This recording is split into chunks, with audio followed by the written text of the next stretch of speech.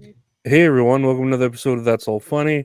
I want to welcome my guest today, the host of Once Over on YouTube, which talks about movies. You could also hear her on Who Are These Podcasts, as well as checking her out on her Patreon, the lovely Cayley. How you Yes, doing, Cayley? hi. Thank you so much for having me. No, thank you for being here. How are you today? I'm great. I'm having a lovely day. I was very tired earlier, but it's been picking up and I've been excited about talking with you. So, great day. Same here. No, um, yeah, it's been one of those, I'll say, lives. Nah, it's been a long 36 years. That's how Yeah. I feel. Yes. Yes, I agree with that so very much. Mhm. So yeah, any victory or small good day is a good day. It's a good thing. Absolutely. Absolutely. S- so I've crossed paths with Who Are These Podcasts before. I don't think I ever met you on there, or if I was ever on there at the same time. Did you start your online presence there, or did you start at some other point somewhere else? So, I actually started doing Once Over with Cayley on YouTube where I do the movie reviews. And I've known all the guys from Who Are These Podcasts for years now because I actually go dance in the Isotopes with Carl and producer Chris and Croge. Um, so I had known that they were doing podcast stuff. I was doing a little bit of stuff over with the movie reviews. And one day, I think Carl was probably hard up for somebody to come and hang out in the studio. And I was invited, and somehow I got invited back. I'm still shocked by that, but No, he's a pretty cool cat. he's amazing. He's amazing. No, he's a little well, they're all about that stuttering John guy, but I can understand why, kind Yeah. of. I was just talking with somebody about Stuttering John, and I was saying he really is awfully powerful. No matter how much you hate him, people can't stop talking about him. Yeah, it's weird because I've never, like, until I got into this whole universe, whatever you want to call it, the Yeah, Dabbleverse, yeah, as they call it. I had never known of him until I saw, like, I watch wrestling, so I saw like him interview like Vince McMahon and asked him if wrestling's fake, and he's like, "What are you talking about, you dumbass?" or yeah, something, and then tells him to get the fuck out of here or something. That's all I knew of him. I was all, okay.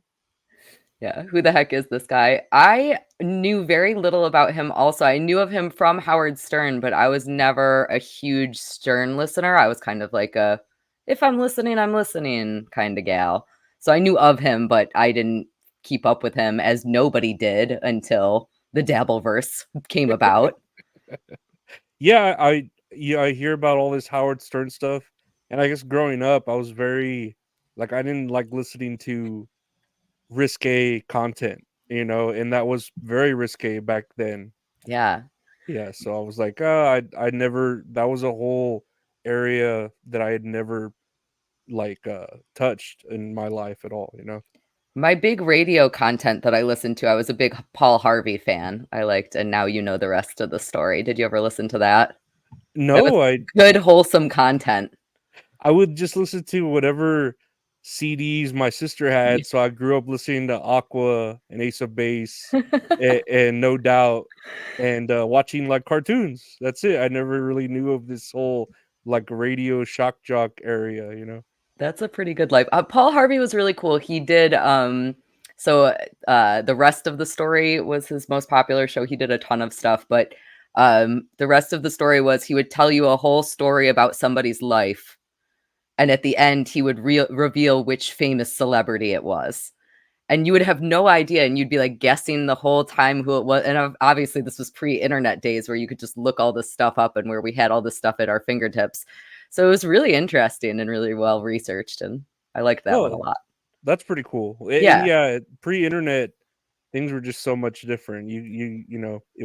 Things were mysterious, and there was like even like in wrestling, there was kayfabe to it. You could keep it I don't know, you can keep the gimmick going and not yeah, blow it or it be revealed and just, oh, there's behind the curtain. yeah.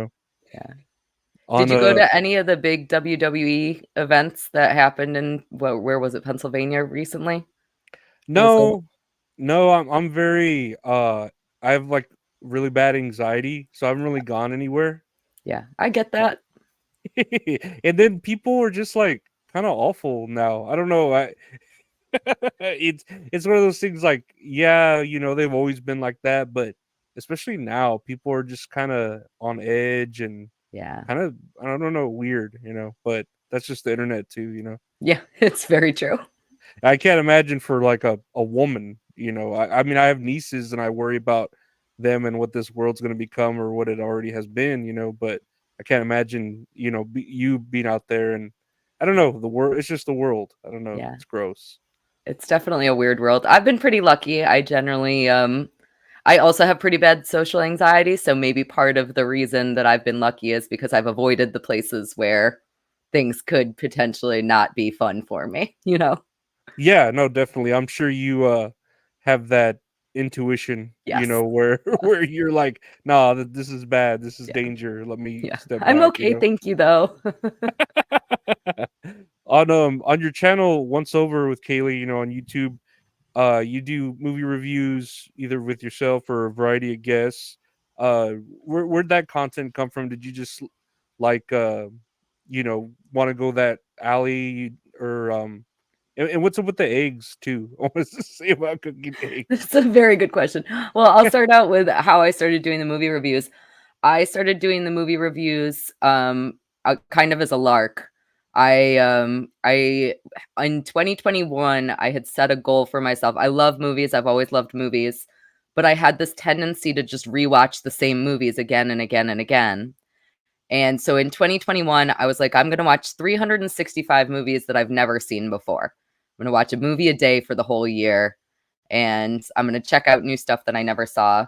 And I ended up watching 385 movies that year that I had Oh never seen wow. before, not including rewatches, which was awesome. That's like my favorite year of my life, is being hauled up in front of a television. Um, and then in 2022, I was like, well, I have to up the stakes somehow, but I don't have any more time. I can't possibly watch any more movies. So instead, I decided to do something far more time consuming, which was start a YouTube channel. Um, so that was how it was, just kind of something that I did for myself. And, I was like, why not? Why not record my opinions of movies? Because my opinions change all the time. One year I might be like, this is the best movie I've ever seen. And then 5 years later, I might look at that movie again and go, this is crap. Why did I like this? So No, I know the exact same feeling because before I had nieces, I would watch, movies where kids get taken, this and that, and be like, this isn't scary. And then, later on, I had my nieces, or, my sister had my nieces, and now I watch like a movie like Prisoners where a yeah. kid And you're gets like, no. taken, and I'm like, oh my God, this is the scariest movie in my life. Like, Yes. different things resonate with you over time, opinions, Absolutely. yeah. I was gonna ask you, was there ever a movie, and you could tell me at any period of your life. I don't know if you're around same age as me. You don't have to answer that, but I'm 36, so we are at least seen where you could rent movies, you can download movies, you can when Netflix was still a A DVD DVD company. service. Yeah. Yeah, Redbox, all that stuff, video stores. Was there ever a point where you've watched or you rented a movie or went into a theater and you walked out and you were like, I cannot finish this. Like this, I just wasted my money. This is a total like waste. Yeah, that's a good one. So I'm the same age as you. I'm also 36. So I Okay, got to cool. see kind of the whole gamut of, we went from not only did we have Blockbusters in my town, but we had kind of like, they were set up almost like porn stores where like you would have to go up to a counter to ask to rent a VHS, but it would be, normal VHSs, not just, I'm sure they had porn also, but I was a kid, so I wasn't asking about that. Uh-huh. Um, and then went through the Netflix as the mail order and did all of that stuff. And now the digital age. Um, there's only been, I think, two times where I walked out of a movie. One of them was, oh my God, I don't even remember what it was called. It might have been John Tucker Must Die, but I feel like it wasn't that one. Has a similar name to that. And Uh-huh. it was like just a teen comedy, and I like the crappy teen comedies overall. I could not stand it. And then the other one was this movie called Darling. There's a couple of movies called Darling. This one was directed by Mickey Keaton, I think. If not somebody, maybe it wasn't directed by him, it was somebody like in his circle. And the director was in the theater when I saw it. I saw it at a premiere event. Oh, wow. And I was like, I have to walk out of this movie. Like, it's so bad and I hate it so much and I just don't get it at all. And so I like very quietly snuck out of the movie theater and I felt like the rudest person in the world. I was like, "Oh my god, like who does that? Like I'm that asshole." People are like giving this guy a standing ovation and I'm sneaking out of the theater. Um and a lot of people really like that movie. I rewatched it after that. I still hate it. I thought it was garbage. I'm about to say that because I remember renting through Redbox a movie. I don't know if you've ever heard of it. It was such a weird. I just saw because at Redbox, all you could do was see like the pictures, Yes. and Yeah. then that's it. You were like, okay, that's what I gotta base it off of. And I remember renting a movie called Hamlet 2, That and sounds great. I can't even think of what the second part of Hamlet would be. well, it's about like from what I remember reading, it's about like a guy who wanted to like redo Hamlet, but in his own way, and he meant to do it like a shitty production, and then it ended up being like the greatest thing ever. But I remember just like immediately returning to Redbox the same day. I was like, this is terrible. Like, and I look back at it and it has good reviews, but Now I feel like I have to see it. yeah, I was like, "Oh, this is just." I couldn't watch it for like 5 minutes, and I was like, "Nope, I'm returning this." I've never done that. I felt I don't know. It's a That's weird so feeling to funny. feel that entitled. Well, um, it's so weird. I mean, I think that we all like we go through these phases and people sometimes ask me, they're like, "Oh, you don't like this movie?" Um I'm trying to think of a good example of a movie. I'm not a big fan of The Goonies, and everybody's like, "What? You don't like The Goonies?" I'm like, "We all like what we like." Like mhm. that's the spice of life is that we all like different things, right? I'm the same with Ghostbusters. I think it's okay. Yeah. I'm not But like you're not in love with it like how other yeah, people yeah. are. Yeah. I'm not like a like oh no, I gotta watch the new one coming out or Jurassic Park Yeah. even like Yeah. it's one of those things like it's I just never grew up watching it, you know. I was gonna say, did you see Ghostbusters when you were a kid? Yeah, no, I didn't. That's Yeah, probably a I big think part of that's it. and that I didn't see The Goonies when I was a kid. I think there's a Mhm. lot of nostalgia tied to it. No, definitely. I know, I'm like that with, like, Nickelodeon movie titles like, Yeah. Harriet the Spy or, I forget there's a lot of random even the first Good Burger movie. Yes, yes, Yeah, yeah. absolutely. Did you see the second one? I still haven't seen it. It was Um, okay. I get it that I don't know if you're at it too, I'm at that age where there's a lot of things I wanna watch and a lot of things I wanna do, I just don't do them for and it's just out of pure, like, laziness or I just, I don't know, Yes. you know? I would rather sleep than watch this movie, is Yeah, the age that I am at. definitely. I would just rather nap. It's just such a great feeling to just take a nap, Yeah. instead of doing anything else.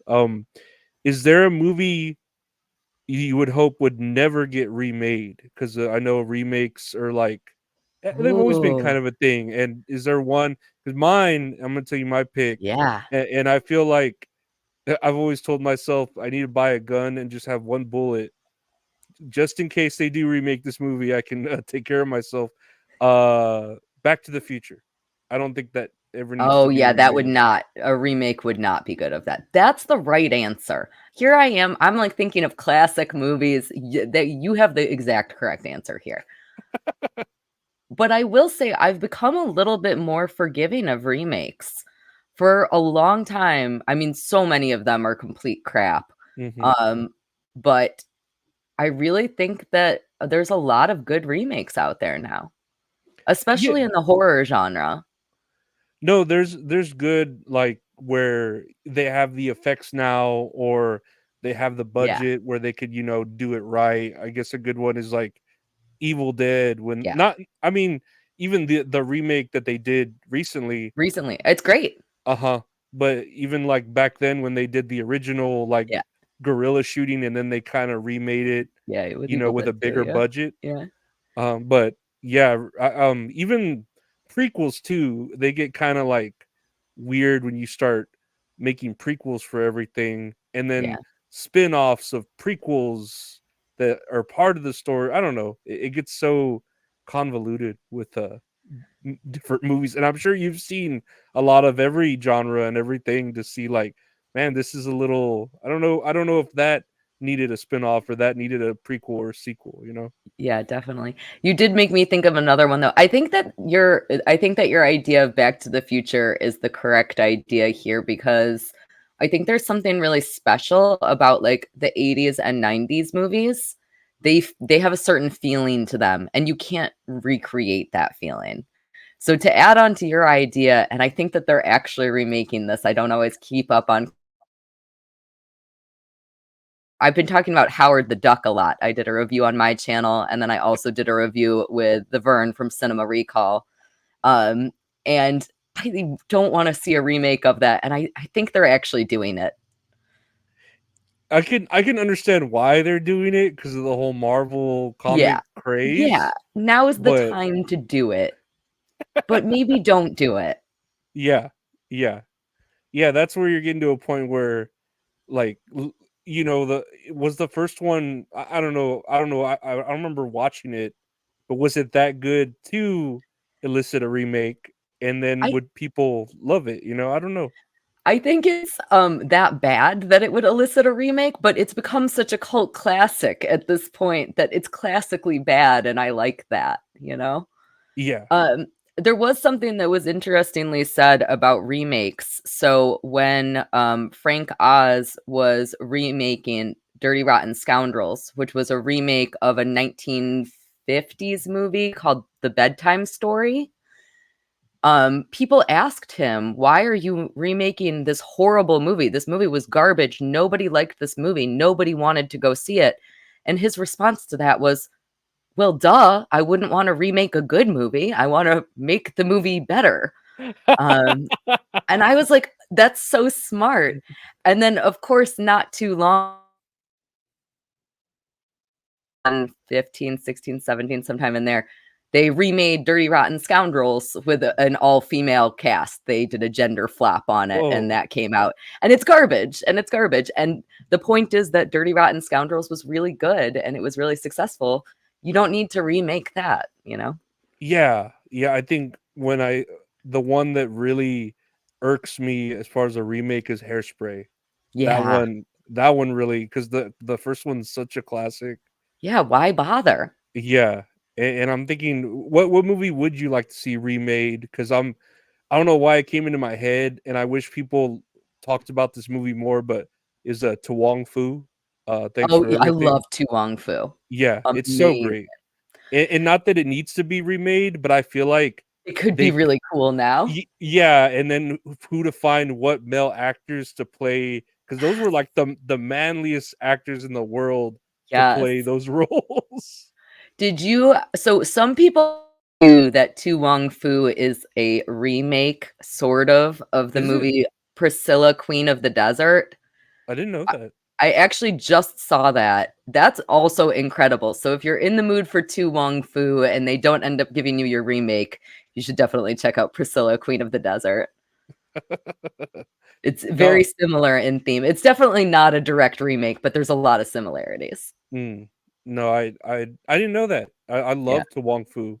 I wish that was. I feel like that's a very powerful movie, even now, and I don't know Yeah. why it's not like held to a high regard. You know. Well, if you ever wanna come over on Once Over with me and talk about it, I'd love to talk about that movie. Oh yeah, definitely. That would I wish more people knew about it. Like I said, and then like I wish Wesley Snipes would talk about it. Like, bro, yeah, you were like the manliest dude. You yeah, just you went hard in that movie. You know, everyone went hard. Like they yeah, didn't phone it in or anything. No, that'd be yeah, great. let's totally do that. I would love to have you for that. I like talking with people who are passionate about movies, so sometimes people ask me about how I have guests on my channel, and usually this movie, and I'm like, "You wanna come talk about it?" because the best way to get responses out of people, it's like how you ask people questions, actually. You ask questions that make people want to talk. And if there's a movie that somebody really loves, then they want to talk about it. And that's just beautiful. Oh yeah, it's great. And then I don't know, I just growing up at that time, yeah, movies were different. They were a little, you know, especially like Tawong Fu. I don't know, it was risque, and even watching it as a kid, I probably shouldn't have been watching it. Yeah. But it's still like in my head, like, man, this was a good movie. I don't know. Yeah, totally. um, let's see here. I see that on your Patreon, you know, not only do you put up like early movie reviews and stuff like that, but you have content where you review popsicles and Yes. you play with toys that are sent to you, right? By who are Yes. these on that? Who are these Yep. podcasts? What's the strangest kind of thing that might have been sent to you if you wanted to? Well, I can show it. It might not be YouTube friendly. Oh, no Um, worries. but I got this Stuttering Johnson, which is a very absurd. This is by far the most absurd thing that I have ever seen in my life, and it talks as well. I'll play it for you. Too much bad clown. So it's Oh pretty God. absurd. So yes, the Dabbleverse has a million creative people in it, and one of the creative things that they did was make me suffer through seeing Stuttering John's face every day. It's great. And it has audio in it. That's It pretty. sure does. Yeah. Geez, I don't know about that. I mean, that sounds like a good marketing thing, but also not. I don't know.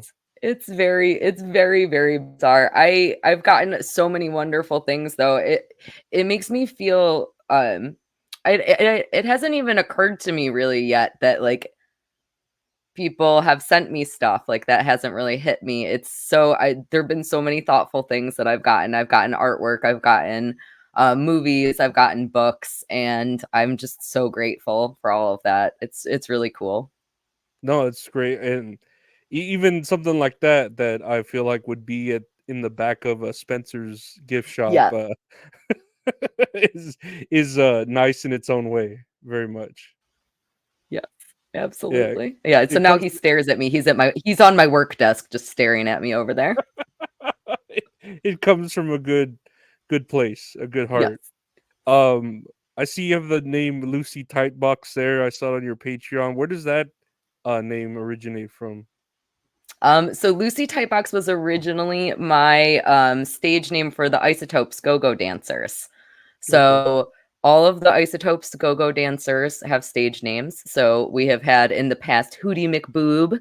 We currently have Ophelia Cox and Bufola Peaks and Lucy Tightbox. And I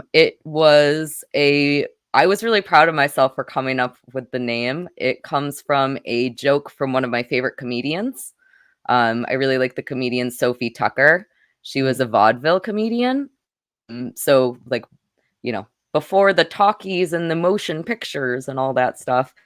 And she used to tell a whole bunch of jokes. And my father always said, my father was very like I was allowed to like watch whatever I wanted. Nobody ever said don't watch R-rated movies. Nobody ever said don't watch The Simpsons, nothing like that. Mhm. Um, so my dad always said there's one Sophie Tucker joke that's so dirty that I would never let you listen to her. And so of course all I wanted to do was listen to Sophie Tucker. So when I got a little bit older and I found some recordings of hers, I discovered what is my favorite joke of all time. And I will tell it to you as Please. as Sophie Tucker tells it. So she always tells jokes about her boyfriend Ernie.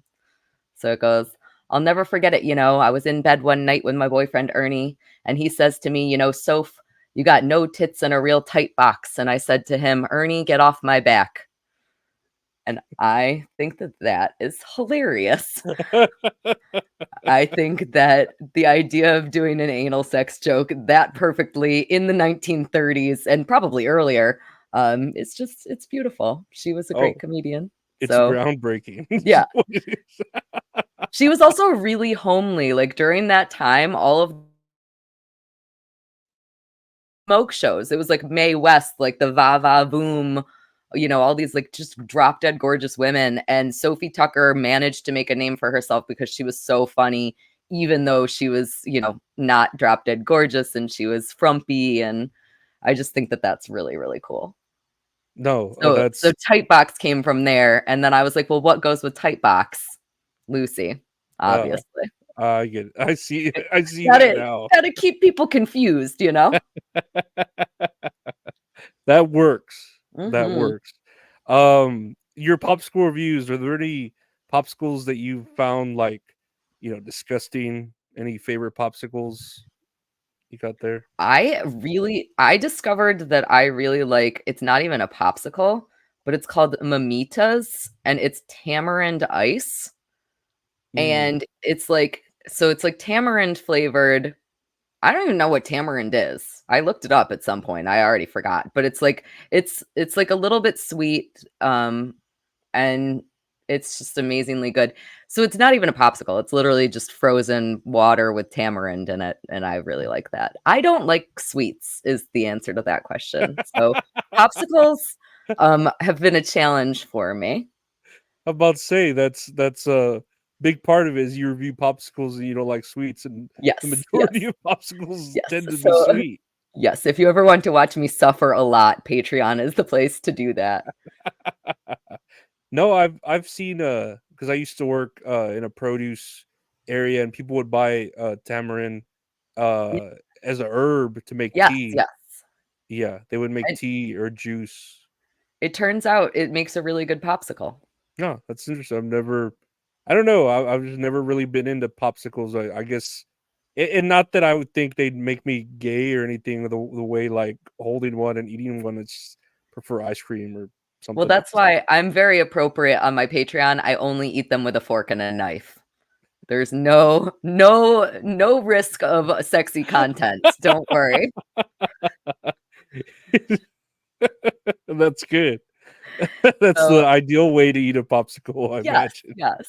I did discover though, I was a little bit mad at myself. So I'm not a huge fan of popsicles, and I've been eating them with a fork and a knife. I hardly ever eat popsicles in my when I'm not filming it. Most of my popsicle eating now is on camera. And the other day, I had a sore throat. You can probably hear a little bit in my voice. I'm just getting over a cold. So I had a sore throat. And I was like, you know what? A popsicle actually sounds really good right now. And my freezer is full of popsicles because you can't just buy one popsicle. You got to buy a box of 6 popsicles. So I Uh-huh. just have an entire freezer full of popsicles. I was like, oh, this is great. I'll have one. And I ate it normally, not with a fork and a knife. And Mhm. I was like, "Oh, it tastes totally different if you eat it normally as opposed to with a fork and a knife." So, I don't know, I might need to revamp that. We'll see what happens. No, I think you'd have a good audience who wouldn't mind you eating it, I guess the way God Yeah. intended. I don't know. Yes, the way God intended. Um, have you ever I'll say, have you ever made your own popsicles? Like, I know you said you got the tamarind ones. Has anyone ever, like, I don't know, commissioned you? No, I don't know, asked you to mix, like, everything together and make your own with the popsicle sticks or anything? They haven't, but I did that actually with the tamarind ones. So the Okay. tamarind ones, they came those, like, icy pops that you had when you were like, push it up and it's, like, just frozen water, frozen colored flavored water. Mhm. Tamarind thing was like that, except it didn't have a spot where you could cut it. It was so tightly wrapped that you off of it. So it was impossible to open. By the time that I finally got it open, I was sticky. There was like goop all over my counter. It was Oh, just a Lord. nightmare. So I was like, oh, I can melt these down and then put them in ice cube trays. And then I can have my own. I did do that. And that review I think is coming out on Monday this week. Oh, So heck on yeah. the 17th. Yeah. Something to look forward to. Yes. Uh, and finally, how do you feel? And this goes like completely out of the way of popsicles, right? Changing the subject to the end. How do you feel about the future of movies, like what with AI and CGI, script writing, special effects? How do you feel about how the future of movies are going to be. Do you think it's a cool thing? Do you like don't like it at all? What's your opinion on it? So in general, I am pro technology. So believer that sometimes people talk about it taking away people's jobs. I don't think that it necessarily takes away people's jobs. I think that it makes people have to pivot what they're good at. So, yes, I know AI art has been probably the biggest place where we've seen this kind of argument happen. But if we have like um who is really good at creating art with a paintbrush, then maybe the new type of artist needs to be really good at prompting the AI. And that's a different skill set. So it means different people will be artists. It doesn't mean that there won't still be artists. I think it can be a little bit dangerous, but right now I'm not afraid of it. Right now, I guess I'm kind of looking forward to it. I think that it can be used for good and not evil, although I think we both know, and everybody who's listening knows, that sometimes things are used for evil. So I guess we'll have to wait and see how it plays out. Oh yeah, definitely. I could see it, and we already see the effects of it being used maliciously. But yeah, as far as entertainment goes, it is, or yeah, like you said, it is a curious thing to look forward to see Yeah. how it expands art or Yeah. filmmaking or even music. Yeah. People But were afraid of the internet when the internet was first starting. So I think it's good to be wary of things, but I also think it's good to be excited about them. What do you think that AI stuff is going to impact things like wrestling? You were saying that you're a big wrestling fan. Do you think that there's going to be like is hmm, there any impact that can happen from that? for wrestling, Like, maybe do you just think it'll become like AI fights and like we won't even see real people fighting at I some could see point? it being used like to write, promos or Oh yeah. scripts or I don't know, like generate the crowd noises or even sway, kind of like how it is with politics, on the internet, sway public opinions through algorithms. I don't know about it immediately affecting the art, I would say, quote unquote, art of wrestling, because Yeah. you still got, a guy or two guys or two girls or whatever taking bumps. But yeah, I could definitely see it affecting just music or the way we, like you said, it's a tool that we'll have to pivot to learn and utilize, and not just, I don't know, I don't see it as much as a threat as I do a tool, but a tool can be used as a Yes. weapon as well. Ab That's the perfect way to say it, I think. Yeah, but I am excited, like you said, to see what it does create, because I always think of there's a, I don't know if you've ever heard the author. Oh yeah, Roald Dahl. He wrote like Charlie and Chocolate Yeah, Factory, yeah. James and Giant Peach, and he would write these adult short stories, like ones that go into Playboy and stuff, when they would have like stories or articles, not just the dirty women, right? And, Yes. I remember he had wrote a story about a machine that can hear sounds, like a person creates a machine that could hear sounds that are from like the smallest fly or from a plant, right? And he's hearing like these flies make symphonies. Uh, I'm and losing things. and that's what makes me feel like this art can come from out of nowhere that we may have missed, or it never would have come had it been there, and it could Yeah. be the most beautiful thing in the world, or something like that that would never have come if we hadn't explored, every sort of outcome. Absolutely. Absolutely. I think technology is a really wonderful thing, and again, I think it's good to be, you know, cautious. I think it's good to dip your toes into the things. I think right now we're dipping our toes into using AI creatively, and it could be really cool. Oh yeah, yeah, but like you, and like we're saying, it is kind of scary too. Yeah. Oh, definitely. But no, I want to thank you. Oh, I'm sorry. Oh, I had a question for you. You were Oh, asking what's me up? about popsicles, but you love Crab Rangoon, right? Is that I do love a good Asian food and Asian woman. I'm very into a much Asian culture. Yes. what should I eat? Tell me foods to eat. Give me some food recommendations. If you're I'm getting going hungry. Asian, It's dinner time. Give me the recommendations. if you're going Asian, I would go like sesame chicken and then Okay. like crab rangoons.